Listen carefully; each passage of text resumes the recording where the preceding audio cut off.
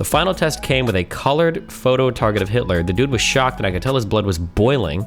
I filled up that target with so many holes that you couldn't recognize anything on it. I told him I'm a third-generation veteran. My grandfather fought and killed Nazis in Europe and won, and I would do the same. He tried his best not to say anything stupid, made up an excuse why he needed to leave, and drove off. This question challenges the core of like what identity is. It doesn't further her argument. It's just exploring like very complicated issues of like what is identity, but it's not like a win. You're like asking me to get into like the very, very central tenets of like what does it even mean to be a person. And yet baby Jackson lived to be 5 years old, enjoyed the love and care of his parents, and is a beautiful human being and child that should not be killed. According to Destiny's... Not to be mean, but like this dude was just a literal vegetable. One of my new neighbors seemed to be a decent dude. He always loved my dogs when I walked them in the neighborhood. We got to know each other better over time, and he shared that he loves shooting in this spot on public land. For context, I'm not white and a mix of many races. The dude is half Mexican. I'm a veteran with much experience with weapons and physical self-defense. He's a random American citizen who is into guns. A few weeks ago, he invited me to that spot he told me about. It's perfect and clean, but while on site, I noticed a tattoo I wasn't sure about, and a few stickers and pouches on his gear, and I found out afterwards they're linked to far-right groups. Last weekend, he invited me again for Friday to that spot. Before going, for my safety, I ensured he knew my family knew where I was going with whom, enabled location sharing on my phone, and showed him how cool it was that my wife knew where I was at all the time. I decided to test him with my all-time favorite method. After an hour-long session of shooting various targets, I pulled out a printed target with the face of Kim Jong-un. He asked me to shoot it as well, and I permitted him to do so. He enjoyed every moment of it. To ensure he had no problem shooting targets of human faces, I took out a realistic-looking photo target of a hostage situation, and he enjoyed shooting both the hostage taker and the hostage. Red flag. There's no way this is real. Next, I took out a target with Putin's mug on it. He became uncomfortable and didn't bother asking to shoot it. What does Putin have to do with being a Nazi? The final test came with a colored photo target of Hitler. The dude was shocked and I could tell his blood was boiling. I filled up that target with so many holes that you couldn't recognize anything on it. I told him I'm a third-generation veteran. My grandfather fought and killed Nazis in Europe and won, and I would do the same. He tried his best not to say anything stupid, made up an excuse why he needed to leave, and drove off. This is like the biggest like that happened story I've ever heard in my entire life. Yeah, where is this guy buying all these targets? You have test targets of different world leaders?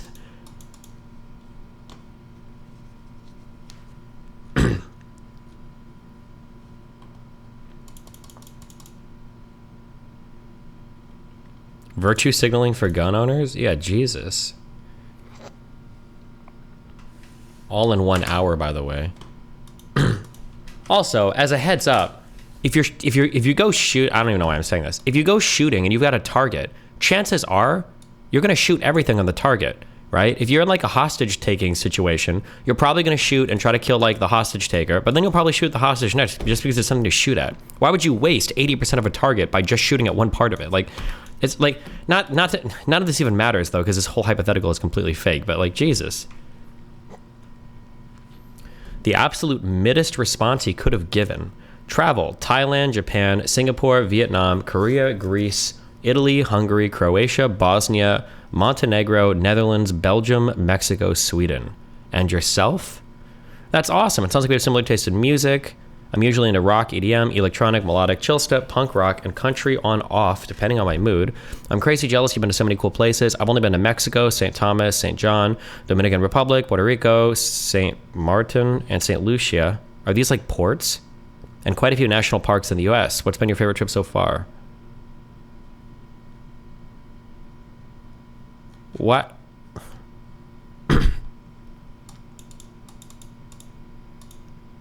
Is this response really that bad? Can we watch Lena fuck the BBC? Oh, Caribbean island nations. Yeah, that's why I'm asking if he like, was it just like a cruise and he just like went into like these places like ports and then just like hung out? I'm gonna be honest. If somebody asks me where I travel, usually what I say is, oh, I don't know, I've been like all over the place.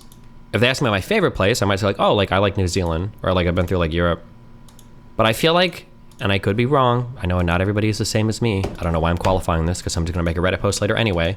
I feel like when people list off like every single country they've been to, it feels like you're trying to get like points. Like, oh, where have I been to? I've been to Germany, Spain, I've been to France, Croatia, I've been to the United Kingdom, I've been to the US, Canada, Mexico, I've been down in Peru, Brazil, Bolivia, Venezuela. Like, okay, I don't need like, I don't need like a list of why would you even like how am I even supposed to engage with this? Like I like just say like you've traveled through like southern Europe, some of Scandinavia, and like Japan or in Asia, some like Southeast Asia. Like why would you list every single country here? Like, it's just, I mean, you can, that's fine, but then why would you judge the guy on his answer? I don't know, how stupid. Oh no, what is this? So recently I went back on the whatever Hold on, let me blow my nose real quick, 1 sec. And by blow my nose, I mean do some blow. podcast, and it was a 4-hour debate just focused on abortion. So I wanted to break it down for you how it went. It was a bit chaotic. It was 4 hours. It was very loosely structured. And I found out just shortly before the debate that it would be, instead of a panel of a lot of people in support of abortion and opposed to it, that it would be one pro-choicer whose name is Destiny. He's a popular YouTuber named Destiny or Steven. He goes by the name Destiny. In opposition to myself, and then I would be teamed up with a debate partner who had a very different debate style than I do and different arguments. So what ended up happening is there were a lot of interruptions, not only between me and my partner, who were having different approaches to the debate, as well as from the opposition. And I think despite 4 hours, there was a good presentation of the pro-life position, but in addition, a lot of chaos. So Destiny's argument in the debate is effectively this, that if you have consciousness, if you're a human being with consciousness that's developed that, which you generally do according to him between 20 to 24 weeks of pregnancy, then you are a person. And if you are a person, then you get legal protection and you have human rights. And some pro-abortion folks are for abortion for any reason through all 9 months of pregnancy at any time. That's not Destiny's position. He takes a more limited position. So where we agree, first of all, is that abortion should be illegal after 20 weeks. So it sounds like Destiny and our side is opposed to the Democratic Party's platform, which is that abortion should be permitted through all 9 months of pregnancy for any reason. In addition, later in the debate at one point, Destiny says that bodily autonomy is a bad argument for the pro-choice side. He says that bodily autonomy does not give you the right to kill another human being. So he basically says that the bodily autonomy argument does not apply if the human in the womb is a person. If the human in the womb is not a person, why do you let people misrepresent you? Wait, what is she misrepresenting about me? I feel like every time there's somebody I disagree with, you guys just say they're misrepresenting or doing horrible. What does she misrepresent? Was this not like a decent summation of my arguments? You guys just see somebody that like debates against me, you assume that every single thing they're saying is wrong or bad faith. Like, evaluate critically. Jesus.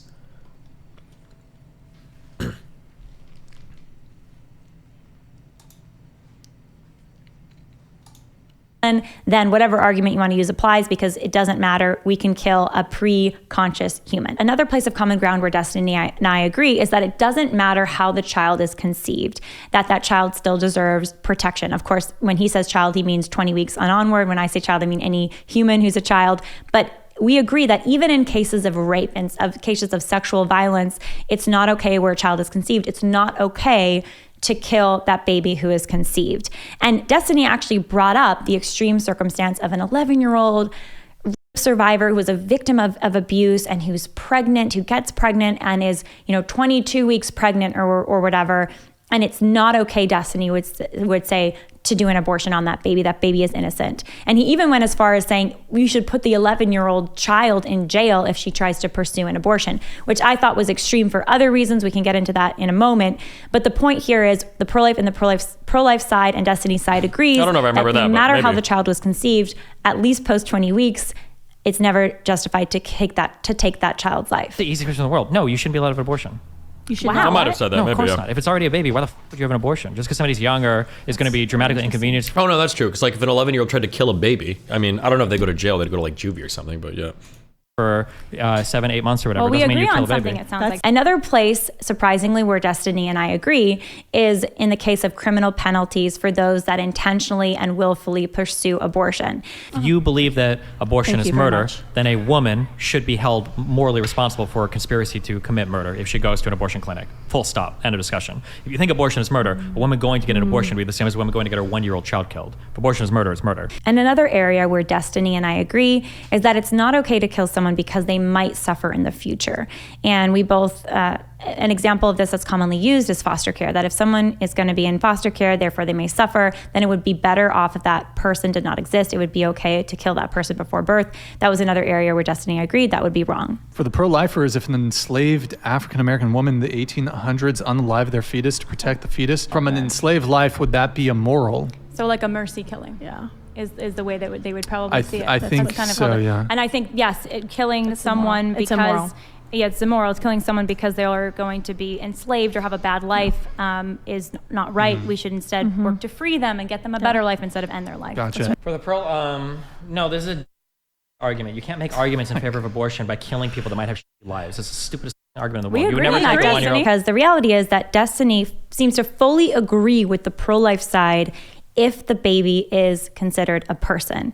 And for him, that's, again, 20 to 24 weeks and in utero. So for him, all the pro-life arguments apply, provided that the human is a person. So my debate with Destiny is over when a human being becomes a person. And the pro-life position is that all human beings are persons. We become human and persons at the moment of fertilization. Destiny's position is that it's at 20 weeks. Here is why his argument fails. Destiny's consistency about abortions being permitted before 20 weeks but not after leads to some very horrific conclusions. For example, at one point during the debate, Destiny said that it would be totally fine for somebody to have repeat abortions on a baby at 19 weeks, so 1 week before consciousness, for reasons of a sexual fetish. If consciousness is everything to you and anything you do before a child is conscious or a human is conscious in the womb is totally fine, would it be morally acceptable for somebody to, maybe that was like some fetish they had or something, intentionally get pregnant, and this has actually happened horribly, intentionally get pregnant to intentionally get abortions, but they're doing the abortions at 19 weeks. So a fully formed fetus go can for it. feel, Knock yourself and out. you're okay if that person gets abortion after abortion. It's abortion totally after morally, abortion. Yep. so I Children, could have yes. 30 abortions 30, you could have 35. on 19-week-old babies. Unlimited abortions, however many your body And you can think produce. it's completely morally acceptable? Yep, 100%.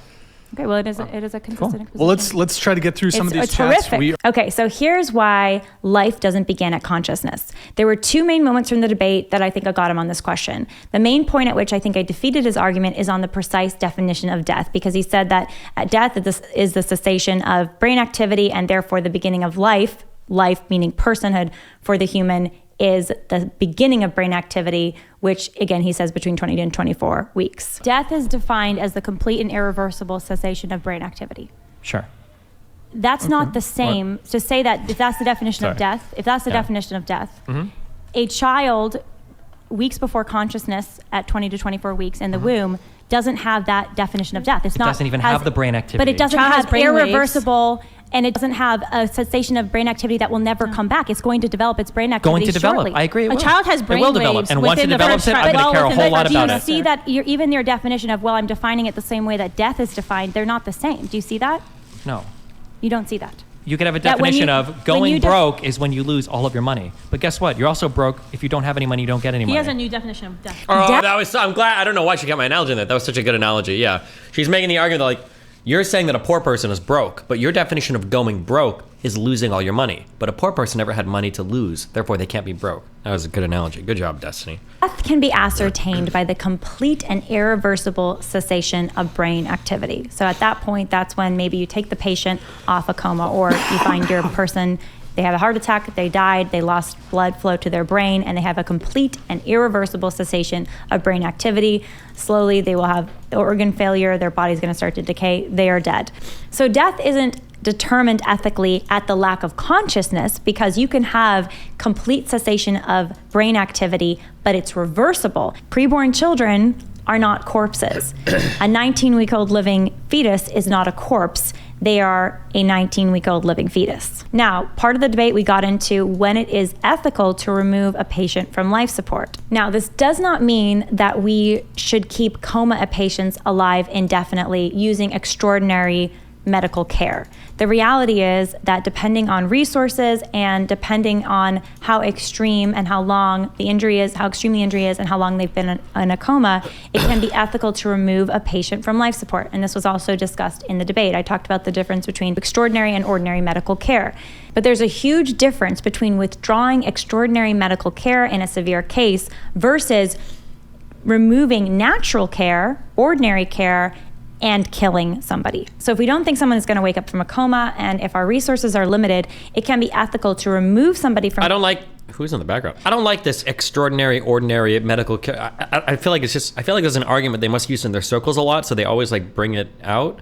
But I don't find this a good argument for literally anything at all. Yeah, I don't know. Life support and allow them to naturally die.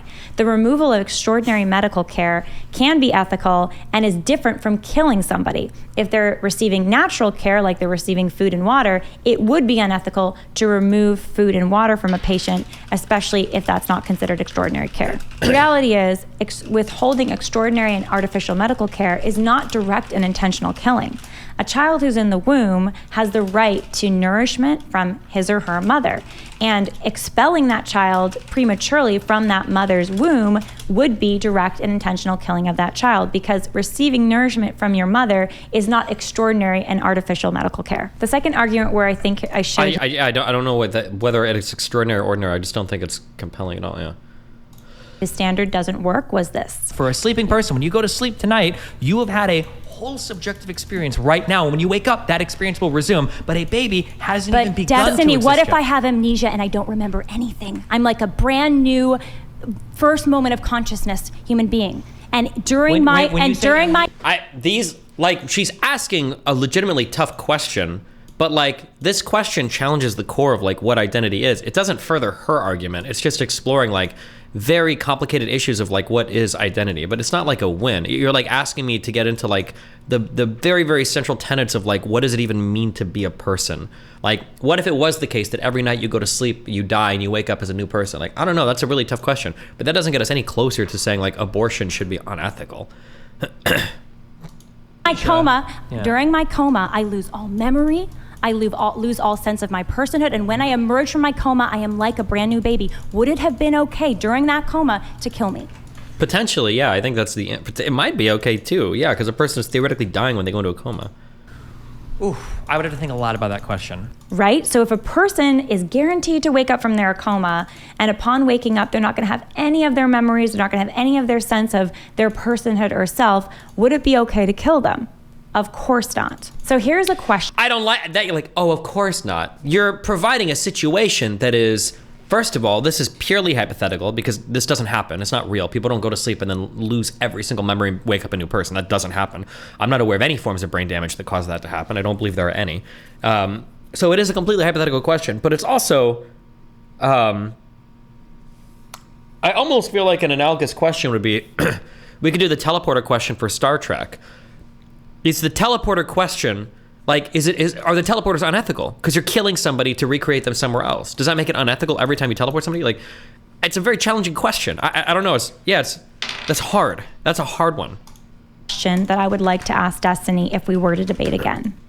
Is there any other case where you would be okay with killing someone who is guaranteed to have future consciousness? Because, of course, that's the embryo or the fetus before... I don't know. She doesn't like the front part of that like they have to have had a conscious experience first, right? To speak of something to harm, right? 20 weeks. If not, an abortion, according to him, is totally unique, and so it doesn't fit the question I just asked, then it sounds like Destiny is just arguing that abortion is okay because abortion is okay. All right, here's some other arguments that I would make in hindsight if I were to debate Destiny again. So there's a lot going on in our brains besides our conscious experience. Think about the reality of the subconscious. And at any given moment when we are using our brains, we're only using a very small part of our brains. So the reality is there's a lot... I'm glad she didn't bring that up in person because that is not true, but pretty sure you're using about 100% of your brain at all points in time. Unless we're watching the movie Lucy or whatever. More to our experience or our reality as human beings than whatever is happening in our consciousness. And those other parts of our brain have a big impact on who we are beyond the part of our brain that we are actively using. And get this, brain waves are detectable in a preborn child, not at 20 weeks, but at 6 weeks from fertilization, incredibly early. So why do those brain waves not matter to Destiny? So all this is why you can't use... There's some simple brain activity, for instance, that occurs in the brain stem, but that has nothing to do with consciousness. People with hydroencephalus, or is it hydrocephalus? Will have some brain activity because the brainstem, I believe you can be in a persistent vegetative state where there's activity in the brainstem, but you're never waking up. There's no conscious experience there. It's just your basic bodily functions keep you alive. level of consciousness or degree of brain development to prove personhood and to prove protection from lethal violence. I would have also distinguished between natural capacity and active capacity. This was sort of touched on in the debate, but there's never really time to flesh out the difference between these two ideas. Trent Horn also mentioned this in his response video. He used the terms natural and immediate capacity. But what's the difference? A natural capacity is something that I have because I'm going to develop it. So I have a natural capacity as a human being for language, but when I'm a newborn, I don't have language yet, right? But if I have an active capacity, it means I've developed that capacity and I'm using the capacity for language. Similarly, a fetus who is before 20 weeks has a natural capacity for consciousness. Given time and nourishment, they will experience consciousness, but before 20 weeks they don't, and then after 20 weeks they begin to have early stages of consciousness. A rock has neither natural or active capacity for consciousness. So if something has a natural capacity for something, then they possess it and they should be protected. There's another argument. Wait, what? If you have a natural capacity, you possess it? Okay. I would have spent more time on with Destiny. So he has to clarify that it's not consciousness itself that makes personhood, but that it's the capacity for active consciousness that makes for personhood. This is an important. To be clear, I said the capacity to deploy a conscious experience is what I said, right? That is my position at the very beginning of the debate. Distinction, because the preborn child does have the capacity for consciousness that is not active yet. It is natural, but later on will develop active consciousness. And of course, Destiny doesn't want to say, well, you go in and out of personhood when you I've never heard this natural versus active capacity thing before. I haven't heard this terminology, but in and out of consciousness, right? He wants to say, well, provided you had this conscious experience before you go unconscious, then you are a person. However, this presents a problem for Destiny. What if someone temporarily loses their capacity for consciousness due to brain damage? And they also lose the underlying structure for consciousness. Because at one point, Destiny was saying, well, if someone's unconscious, but they have the underlying structure for consciousness, then they're a person. But what if you're a person and you're a 20-year-old, you lose your underlying structure for consciousness because of severe brain damage, but then through a healing process that your brain undergoes, or you get some medical technology, you heal that brain. Is it okay, Destiny, to kill that person when they had the severe brain damage and they lost that underlying capacity, as you call it, for consciousness? Another point in the debate that again, she's hitting really hard questions about identity. Like, if I remove the section of your brain that makes you who you are, but later on I can like regrow a section of your brain that makes you, I don't know the answer to that. You're really hitting at like some really fundamentally challenging questions about conscious experience. I don't think anybody has the answer to, but it's not getting us any closer to being pro-life. How did you do this for 4 hours? I almost shot myself after listening to them. How dare you? That's what your mom They said. act like facial expressions when they had when severe brain argument. damage and they lost that underlying capacity, as you call it, for consciousness. Another point in the debate that I thought revealed the cruelty of the position of Destiny was when we discussed Baby Jackson. Baby Jackson had an extreme case of hydrocephalus, which led to him not being able to develop 80% of his brain. Doctors said that within weeks after he was developing as an embryo, his brain actually stopped developing. And yet Baby Jackson lived to be 5 years old, enjoyed the love and care of his parents, and is a beautiful human being, a child that should not be killed. According to Destiny's. Not to be mean, but like this dude was just a literal vegetable. Like the brainstem is capable of some very, very, very, very, very basic stuff. I think you can do basic response to stimuli. Like if you shine a light, pupils will change and the baby move. But this baby never talked. Baby never did anything. Like there was no cognitive, like the whole, I don't think the whole prefrontal cortex of this child ever even developed. Like. Baby Jackson lived to be 5 years old, enjoyed the love and care of his parents, and is a beautiful human being, a child that should not be killed. According to Destiny's position, it would be okay to kill Jackson at 3 years old or 4 years old because he lacks the brain capacity and is not fully a person. Okay, at another point in the debate, Destiny talks about moral intuition. He says generally we have a moral intuition for what it means to be a person. Moral intuition is simply too vague. We can't go off of our feelings to figure out whether or not it's okay to kill somebody. There has to be bright lines of morality about what is right and what is wrong. That, I feel like that's an unfair restatement of what I'm saying, but okay. Morality is natural law, and natural law is the harmony between human nature and the external world, the natural order. It's conducive to certain universal goods, which are important for holistic human flourishing or happiness. The reality is human flourishing or happiness is actually not subjective, it is objective. Short-term pleasure can be subjective, but long-term happiness is objective. There's something that's Baby objectively Jackson good looks like for your mom. human beings. Abortion violates the natural law, it violates the moral order. It's a violation of human nature, and it's a violation of some of our most fundamental and basic human rights. Abortion is inherently disordered, and therefore is wrong. Again, the pro-life position is simple. If you are a human, you are a person. And it is always wrong to intentionally kill an innocent human. I heard from the Whatever podcast shortly after the debate about doing a rematch with Destiny, which I said I'm open to doing. I think Destiny's going to be debating other pro-life people as well. I think this is great. I want to say thank you to Destiny for being willing to have the conversation in the debate. I think that is great. Anytime that any pro-choice person is willing to have a conversation and engage with the pro-life side, I think that is good. And I've seen a lot of eyes opened when those conversations happen. Thanks all again. I'll see you next time. See you next time, bucko.